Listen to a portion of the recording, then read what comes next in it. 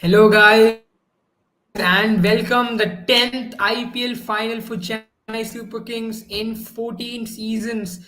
It is once again MSD and the boys in yellow in the finals, and also their first ever victory against Gujarat Titans. And what a timing, also, you would have to say, because they've timed it perfectly to get it in the playoffs. I mean, the home advantage, they utilize it to the maximum, to the fullest, and they have comprehensively beaten Gujarat Titans. I have with me Abel right here. Sandivan is not available for some time because, well, that's how things are. But Abel, Yeah, what a game, isn't it? I mean, it was a very Chennai-like victory, something we've been seeing for so long now in the IPL. yeah, I agree with you completely on that because when it mattered the most to defeat that team to get the hoodoo of the back and couldn't have gotten any better as well to play at Chepauk and to defeat Gujarat Titans. It was a massive, massive game for Chennai Super Kings, the team, because you get that extra 2 days off. When you go to the final first, and also you seal a spot in the final, and no better position for them than to seal it right here and there. Because when you're playing in Chennai Chepauk, you have this slight bit of advantage. Whatever you say, there's been your home ground, and even if Gujarat, you would have put that stat up saying that they did not defeat Gujarat in the past three meetings, but it was a fresh start. It's a playoff. Chennai has been there on multiple occasions with different teams of Chennai, but then that experience of being in the playoffs is massive. I know Hardik has won six, Dhoni has won four titles, but the fact of the matter is, you know, it is still not easy. You'll have to out captain, you'll have to really outplay someone else to go into the final. And that's where CSK has got that slight bit of advantage. And a pitch like that, where CSK posted 170, it was going to be tough. And that's what Gujarat faced themselves to be in. They really found themselves in deep trouble the moment they lost the first couple of wickets in the power play. From there on, it was an upward spiral climb, which was not going to be easy, especially with the toe spinners operating from both the ends, with Tikshan and Jadeja doing a phenomenal job as well. Absolutely. I mean, you would have to say that Chennai really put the spin choke on Gujarat. They never really got going. I mean, even so, Shubman Gill, who scored the highest for the team today, he wasn't really looking as fluent at his fluent best. It did seem like the pitch did not offer any pace, and that really hampered his power play game. He did look good when he was playing shots down the ground, but in a T20 game, you don't have the luxury of always playing those kind of shots. The moment he was trying to play aerial shots, he did tend to struggle, and the ball kept turning more and more and more. And then obviously in Chennai, you know that the ball turns a little bit more faster. It turns quicker than most grounds. Maybe for example, compare that to a ground like Lucknow, for instance. It's fast turn, and that's what we saw today on offer. Well, if you look at Chennai's innings right up, right ahead, I think for me, the one player that really did the job for them was Rituraj Gaikwad. He gave Yeah. them that start. He provided them that boost right up, right, I mean, in the power play. And from then on, Chennai never really had to look back. I would still say that Devon Conway slowed down, but if you look at the second innings, you can totally understand that that wasn't exactly a bad innings because it wasn't easy going. And Devon Conway didn't play a lot of deliveries in the power play, mind you. So I think that's where those two having that kind of a sharing 100 runs in around 78 deliveries, that really gave Chennai that start because after that, there was only one batter who played well. It was Jadeja, but then Rahane and Raidu as well, scoring, having cameos of 17 each, that pushed them to that 172. And then in hindsight, looking at how the pitch behaved in the second innings, that batting innings, it was really a good one. Luckily for Chennai, Dew didn't come in, but that batting innings right there really set the game up for Chennai. Yes, of course. As I mentioned, it was not going to be easy the moment you score 170 on that kind of a track. You can say it was 5 runs above par, looking at the conditions in hindsight.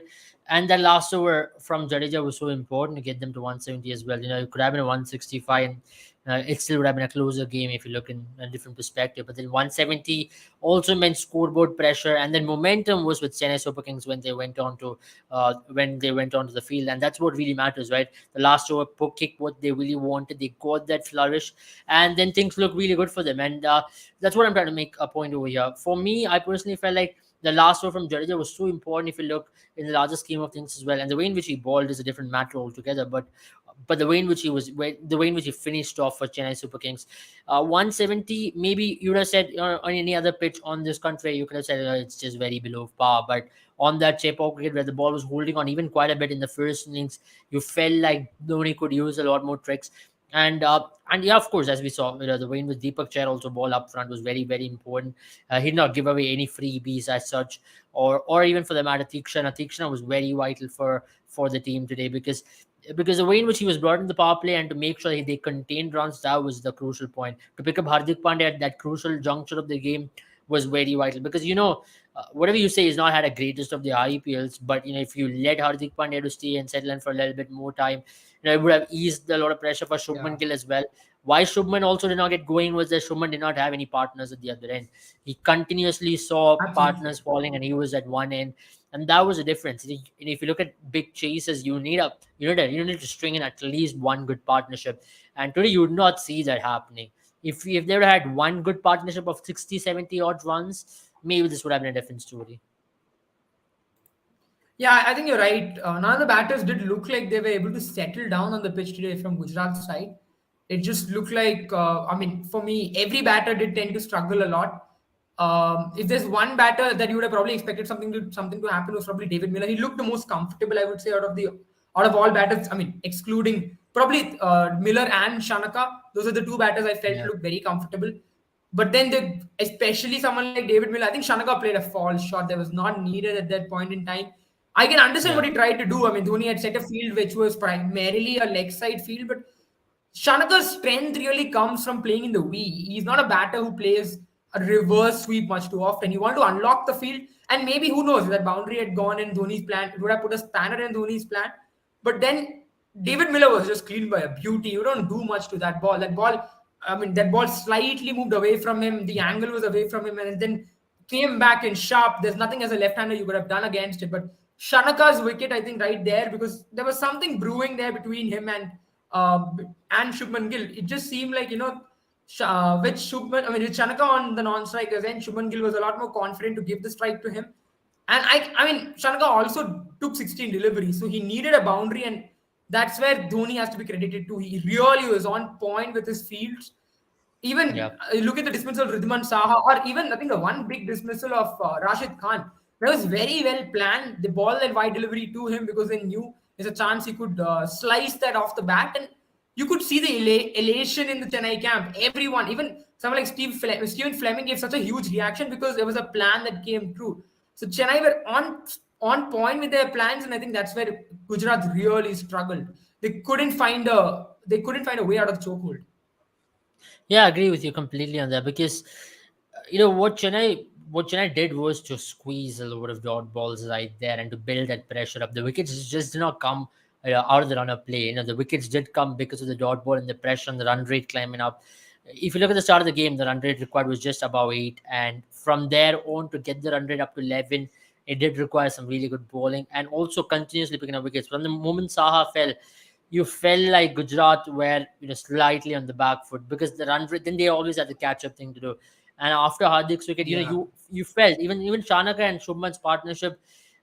Yeah, there were a couple of boundaries which came along the way, but they were choking in a lot of, they were consuming a lot of dot balls. Even with Shubman Gill's innings, it looks good, but he did look good majority of it. Not play a lot of fall shots as well. But the fact of the matter is, there was a lot of dot ball consumption in the knock, and that's what really meant. That's where you have to give credit to Dhoni. He did not, let them take those easy singles as well. He brought the field up there and making Hmm. sure, even if they had to score something, they had to play out there. You saw Shubman Gill come down the track a couple of times. Those are small factors. Those are risky singles over there. Come down the track and force a single. Come down the track and do something different. And that's where even Shanaka fell. Shanaka, he hit a couple of boundaries right before that over, but then it was not going to be easy for him. The ball turning away to go in with that. I don't think he's got the shot of playing the inside out shot. So all what he had to do was to pick something Hmm. out of the hat and to clear the third man by going for the reverse lap. And he's not the best of players for playing those reverse laps or the reverse sweeps. I've not seen him play a lot of them as well. Maybe against Pacers, he's much better playing those laps, but not reverse laps at least. So, see, that's what I'm trying to say. So those fielders who were close and really put pressure on the Gujarat batters to go over the top on occasions like that, and eventually they fell. And especially that bowling change to bring in Deepak Chair at that juncture of the game also was so important for them, because they needed to get Shubman Gill Yeah. out, and they did get him out. So, and that's where you have to credit Dhoni for the field placements. Yeah, he always went with a plan. He did not try to do anything out of the extraordinary or out of the ordinary by trying to do something really fancy. All what he did was to ball make them play to the field, and what that they exactly fell to the field. Because in pitches like this, all what you do is to squeeze the dot ball, squeeze the dot balls, and they are going to make mistakes because the scoring rate is going to go eventually high, and they'll have to do the catch up from there.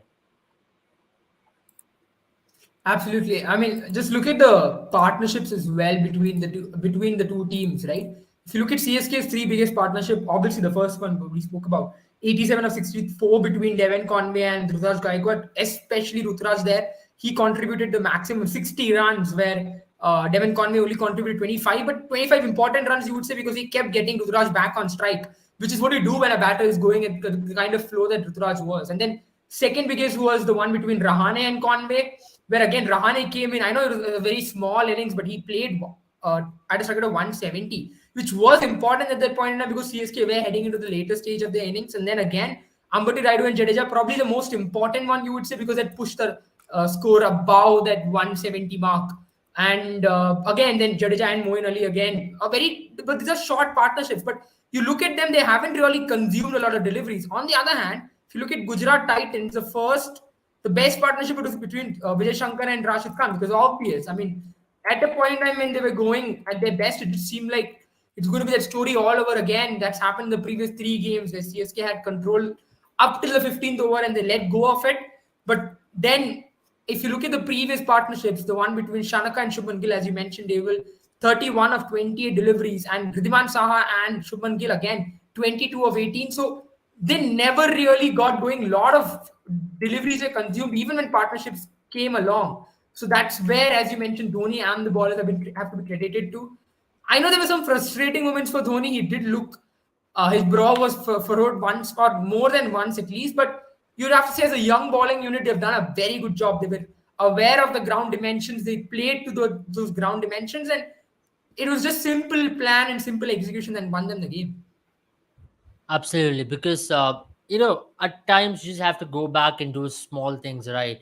And that's exactly what they did. They didn't have to do something extraordinary by doing something out of the box, and also that partnership by Ruturaj and Devon Conway really did show how tough that pitch was because both of them are stroke players, both of them like to play a lot more on free will, but what you saw was them struggling, and every batter who came after that did not really get going, except for the last over where you saw Jadeja really take the attack on. So even Shubham Dubey had a very ordinary day. He not scored a lot of runs. Even Ajinkya Rahane couldn't really get going. So even I think that's where I think Ambati Rayudu's small knock also was so important for them because he came in and played that important cameo there. Getting a couple of hit a six over Rashid as well. These small knocks in smaller targets matter a lot. Ambati Rayudu's knock, or for that matter, even Ruturaj's knock there. Ruturaj was the star performer with the bat, but Ruturaj really set the tone for them.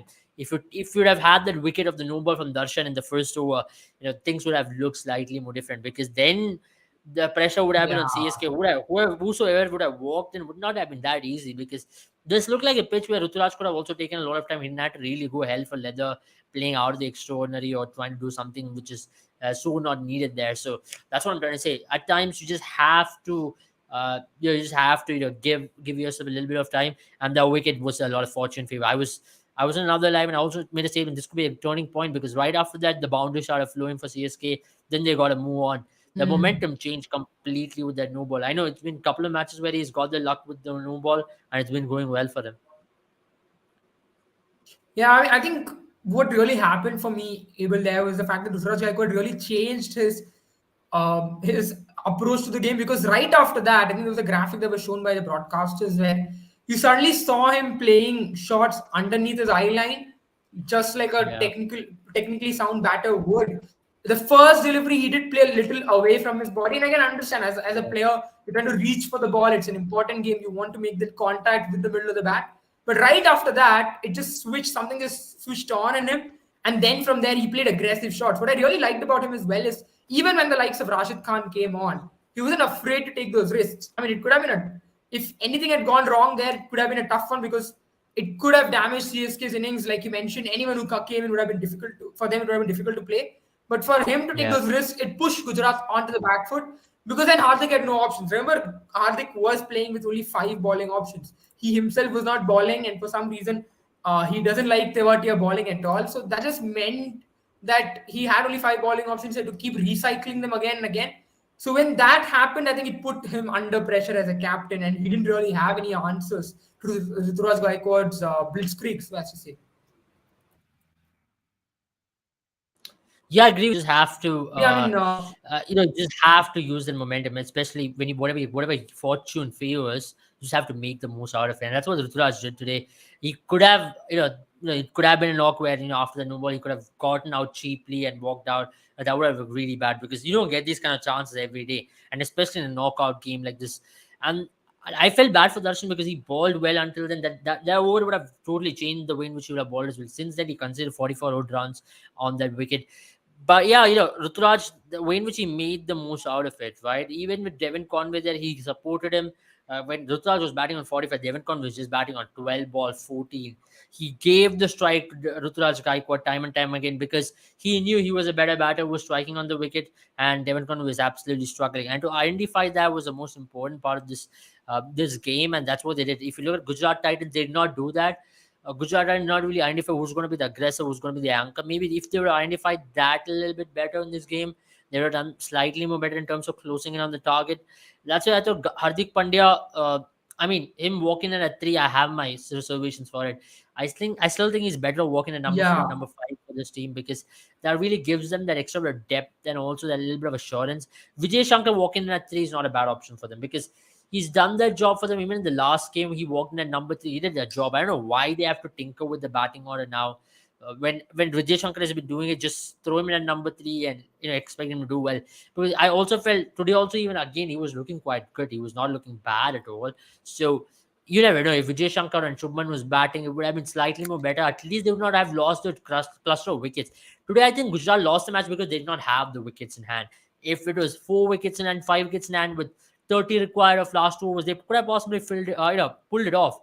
In chases like this, you have to take the game deep and not lose wickets. Something which they missed the trick today, which they often don't do it, and that's where I think the blame has to go to Hardik for maybe not holding himself back slightly a bit.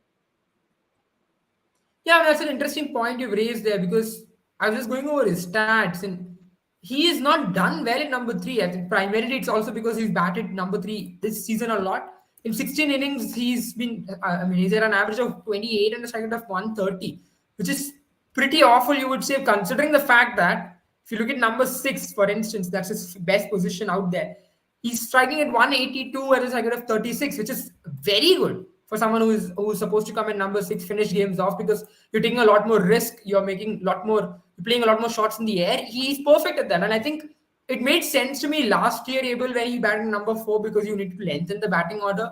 But this year, with Vijay Shankar doing well, you've got someone like Abhinav Manohar who's done well in that position, Sai Sudarshan who's done well at number 4. I think now he can really fit himself at a number 6 spot, and I think that is the idea for him to go on next year onwards because he can be that player who probably someone like Dhoni has been for Chennai, right? Where when things get going, when things are tougher, he comes in, breathes a fresh air into the team. He gives them that confidence.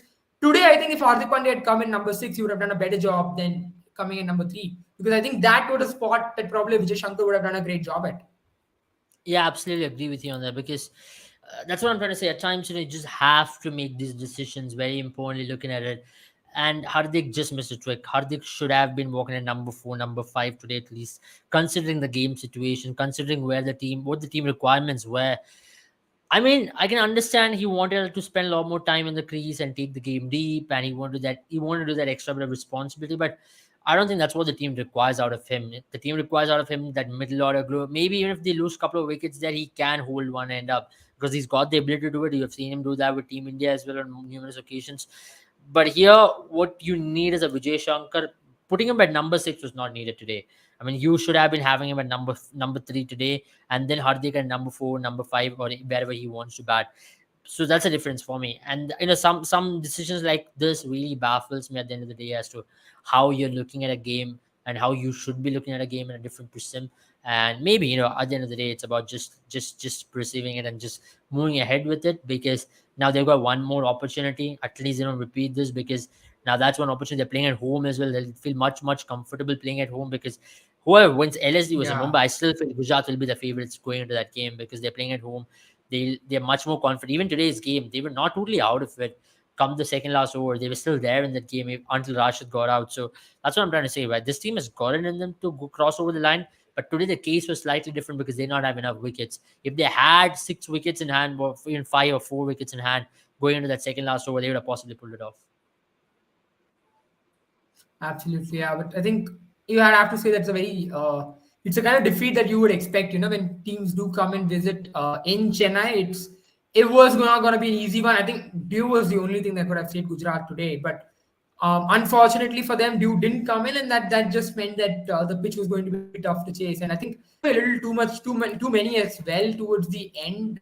We have to talk Yeah. about that as well. What do you reckon now? This team, right, with Gujarat, I think the one issue for them has been Hardik Pandya not bowling. I think when Hardik Pandya doesn't bowl, it becomes tougher for them because then they have to rely on the likes of someone like Darshan Nalkande have to bowl all 4 overs. I think Mohit Sharma's done a decent job, but that's the one issue, right?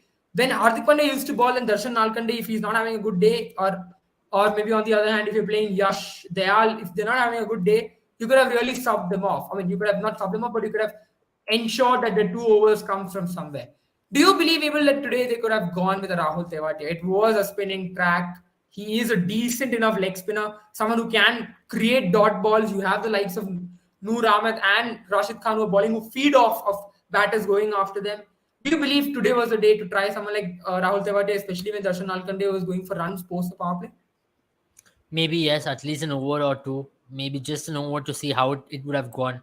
I'm pretty sure it would not have been that bad. He's not that bad of a bowler where he balls absolute dollies that batters can take him all around the park. He's a good bowler. I still think his primary skill is a bowler and secondary skill is a batter. That's what I still rate him to be. But yeah, I still don't understand why Hardik Pandya is not bowling. There's no clarification as to why he's not bowling. There's no fitness clarifications. And as per BCCI rules, if you're not fit enough, you shouldn't be playing the IPL as well. So because he's a contracted athlete of BCCI. So if there's something wrong there, then there is definitely something which he should be reporting to BCCI as well, because his medical reports will be scrutinized by the BCL medical team, and then he'll be assessed whether or not to continue playing in the IPL. Maybe that's one of the reasons why he's not maybe sent his medical report or whatever has been suggested to him. He's been following that, but I certainly think there's something which is not really looking good for him at this point of stage, or else there's no answers. It's been like 3 to 4 games at least now where he's not bowled, and there's no answers as to why he's not bowling. Is there an injury or whatever it is? Because if I whatever I know of Hardik Pandya, he's someone who takes that mantle. He definitely likes to go out there and bowl the first over, ball in the power play, and Yeah. take maximum amount of responsibility. And he was bowling really well at the start of the IPL. Let's remember that he was clocking high 140s and he was bowling with real good rhythm as well. So for him to stop bowling without any reason very abruptly, I personally feel there is something really wrong there. And this is what's the most dicey part about IPL. This is what I hate the most about IPL as well. People risking their Hmm. injuries and trying to carry on playing just to get over and win another IPL title. It's a World Cup here at the end of the year. What's more important is you playing the World Cup. I mean, doesn't matter you win another title with Gujarat Titans, or doesn't matter whatever you do. If you are injured, if you're not 100% fit, then you should be reporting it. The medical report should be out to BCCI team. But if it is BCCI who's telling him, even in spite of knowing that, then there's something really wrong at this point of stage with the entire ecosystem, is what I'll blame. Yeah, I mean, given the fact that he is a India contracted player, someone who's going to be such a key factor when it comes to the World Cup, he should. There's something wrong there. He should definitely let the authorities know, let BCCI know, because I mean, I can understand when someone like Dhoni, for instance, is carrying an injury throughout the season. He won't be playing for the next 8 months, I mean 10 months till the IPL comes back. But for Hardik Yeah. Pandya, who's at such an important stage now, he's the captain of He's the a vice T20 captain of your T20 World team, Cup team. He's a vice vice captain of the captain one of day your team, right? team, and what more? Exactly. And at this point in time, he's not just another player, he's also in the leadership position. So huge if he is going through some discomfort, I think he should really look out for himself and maybe take a break from it. I can understand.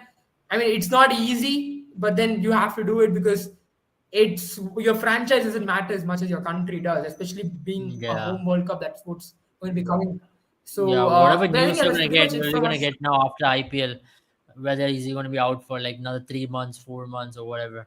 And I think it just looks like he's going that way. He doesn't look fit at all. He looks like he's not 100%. Even with the bat, he's not looking good.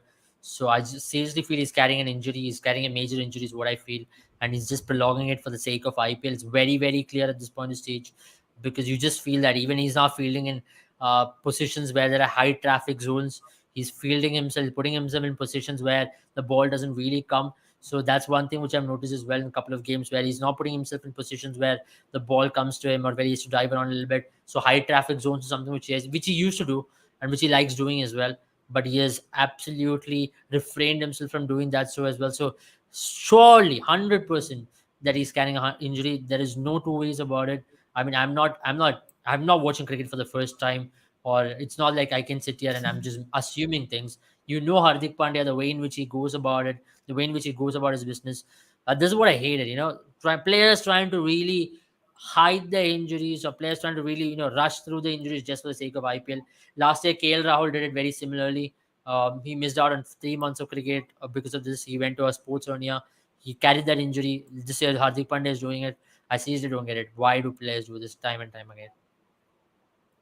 Absolutely. I mean, I totally agree with that because you can't be. I mean, I can understand there's some pressure from the franchise as well, but you have to withstand the pressure. I mean, it's because you are an India contracted player. You are taking up a serious responsibility for your nation as well to maintain yourself because it's a World Cup year as well. It's not like just another year where you can maybe take some break from cricket. It's a huge year for Indian team because the world is going to be coming to India to watch cricket, but and that's pretty much it from us for today. Thank you so much, guys, for joining us. And we hope for the next playoffs, we'll be back because it's Mumbai Indians who are facing off Lucknow. And that's going to be one exciting encounter as well. But make sure you guys uh, create your team for that one in the Boomer 11 app because you don't have to spend any money. And at the same time, you can end up getting a lot of rewards. So thank you guys for joining once again.